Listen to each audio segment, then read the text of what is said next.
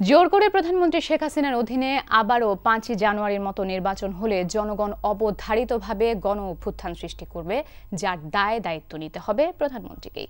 বিএনপির স্থায়ী কমিটির সদস্য ডক্টর খন্দকার মোশাররফ হোসেন এমন হুঁশিয়ারি দিয়েছেন। অন্যদিকে নজরুল ইসলাম খান বলেছেন, জনপ্রিয়তার অভাবেই নির্দলীয় সরকারকে ভয় পাচ্ছে সরকার। হাসান মাহমুদের রিপোর্ট। ঢাকা রিপোর্টার্স ইউনিটি মিলনায়তনে পিলখানার ট্র্যাজেডির উপর জাতীয় গণতান্ত্রিক পার্টি জাগপা আয়োজিত আলোচনায় ডক্টর খন্দকার মোশাররফ হোসেন অভিযোগ করেন, পিলখানা হত্যাকাণ্ডের ধারাবাহিকতায় ভোটহীন সরকার ক্ষমতায় চেপে বসে। অলিখিত বাকশালের মাধ্যমে এখন তারা সে ক্ষমতা টিকিয়ে রাখতে চায়।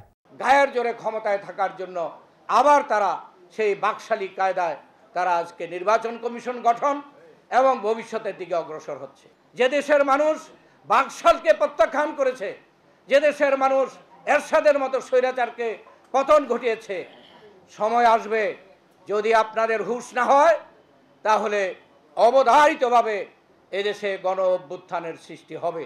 সেই কারণে দেশে যদি বিশৃঙ্খলা হয়, দেশে যদি অশান্তি হয়, দেশে যদি নৈরাজ্য সৃষ্টি হয়, তাহলে শেখ হাসিনাকে এককভাবে তার দায়িত্ব নিতে হবে।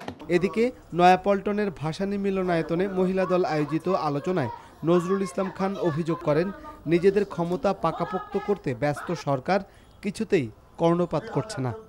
তারা নির্বাচন করতে চান নিজেরা ক্ষমতায় থেকে, তারা নির্বাচন করতে চান আমাদের নেতা নেত্রীদেরকে নির্বাচনে অযোগ্য করার ফলে, তারা নির্বাচন করতে চান আমাদের যারা সংগ্রামী নেতাকর্মী আছে তাদেরকে জেলে পুরে, তারা নির্বাচন করতে চান নিজেদের বিজয় নিশ্চিত করার জন্য। এক খেলা বারবার খেলা যায় না, কৌশলে বারবার জেতা যায় না। জনগণ এখন অনেক সচেতন। বর্তমান নির্বাচন কমিশনও যে রকিবউদ্দিন কমিশনের মতোই দলকানা, তার সামনের নির্বাচনগুলোতেই প্রমাণ হবে বলে অভিযোগ করেন বক্তারা। Hasan Mahmud, NTV news, Dhaka.